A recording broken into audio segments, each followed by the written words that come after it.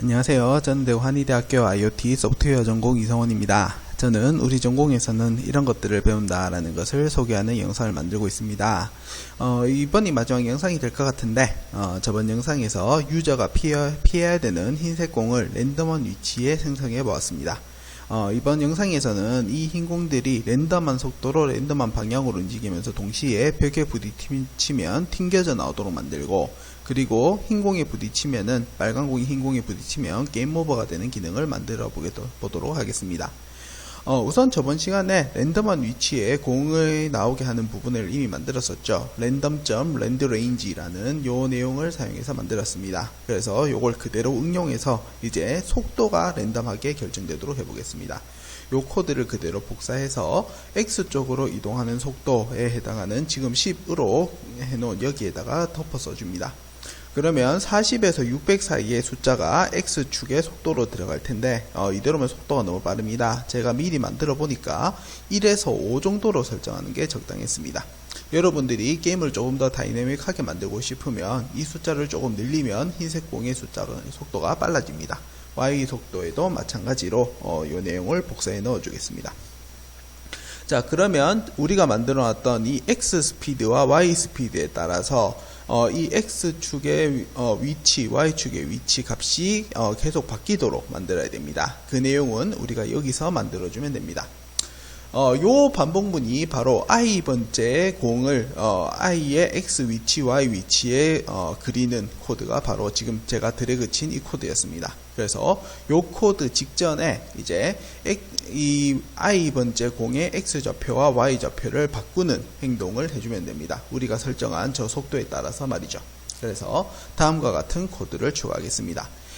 enemy force i 0번째가 바로 x 좌표입니다. 여기에 더하기 equal 우리가 방금 설정한 여기에 2 값을 넣어 주겠습니다.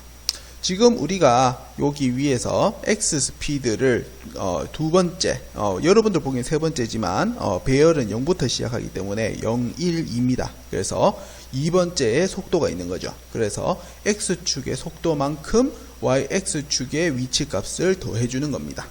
그래서 요걸 그대로 복사해서 밑에다가 붙여놓고 y축을 대상으로 똑같이 만들려면 1 그리고 여기를 3으로 바꿔주면 됩니다.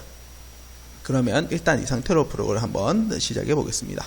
프로그램을 실행시키면 이제 하얀색 공이 생성되죠. 그러면서 이제 이 공이 각자 랜덤한 속도로 갑니다.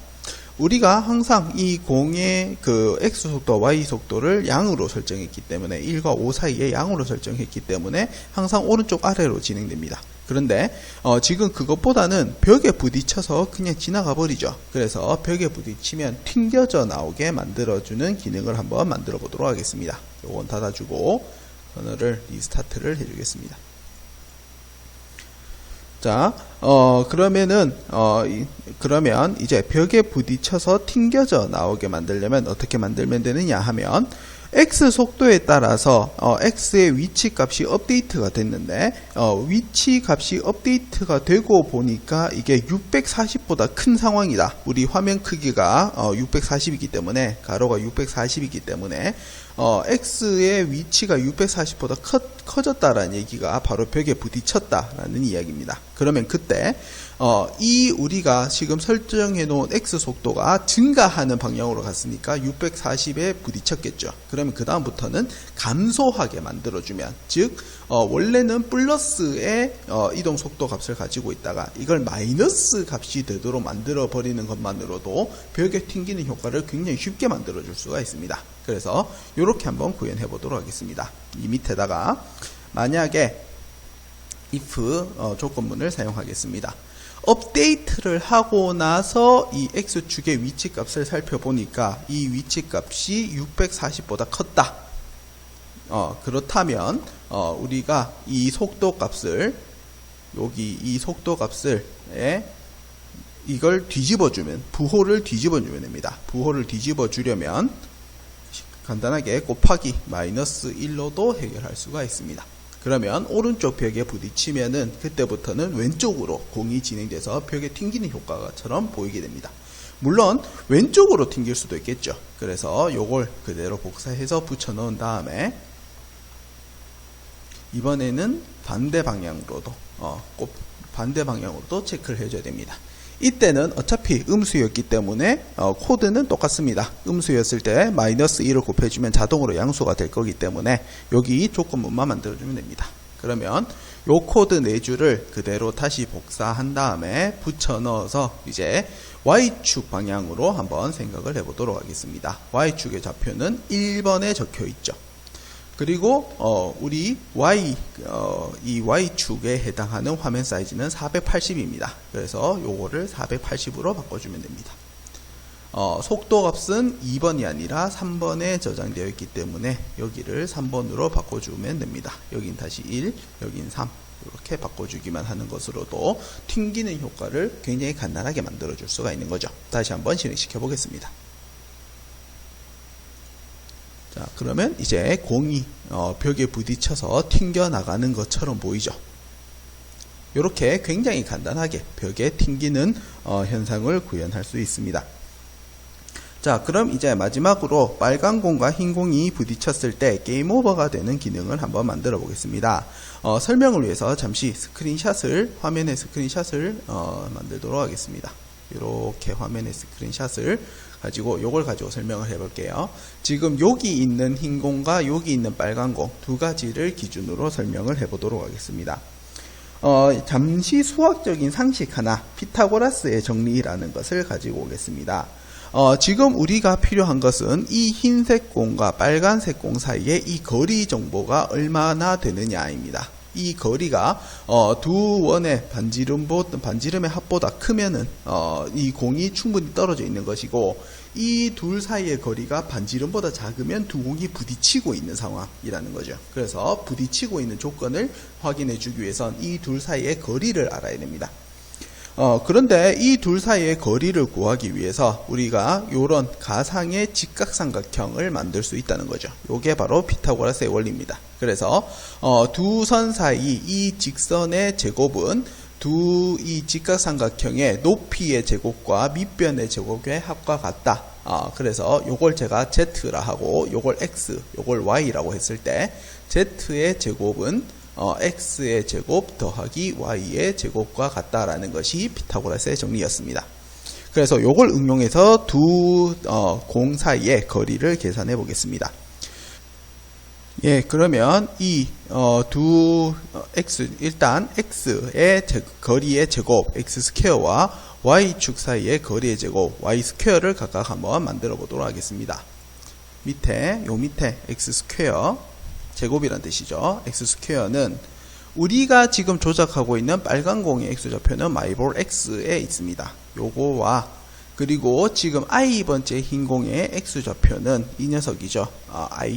I0 이 녀석입니다. 요 둘 사이의 거리가 바로 X축 사이의 거리입니다. 그러면 요걸 제곱해주면 요렇게 만들어주면은 X축의 제곱 X 스퀘어를 계산한 게 된 겁니다. 즉 지금 여기 있는 요 X의 제곱을 계산한 거예요.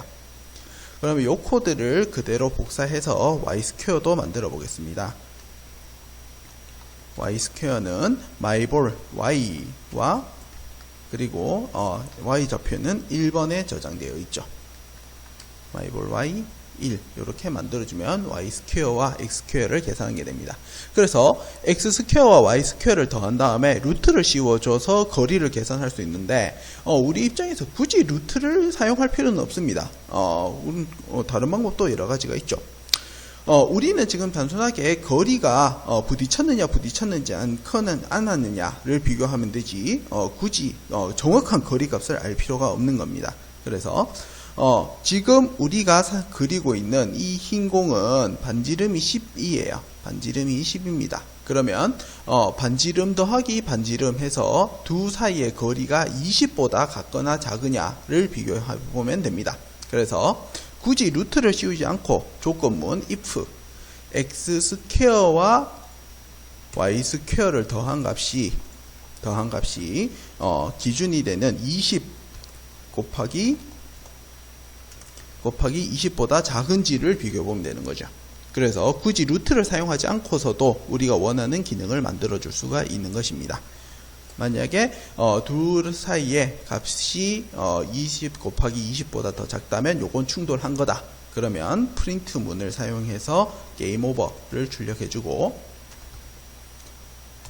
그 다음 우리가 예전에 만들었었던 프로그램 종료 명령어인 sys.exit를 밑에다 넣어주겠습니다.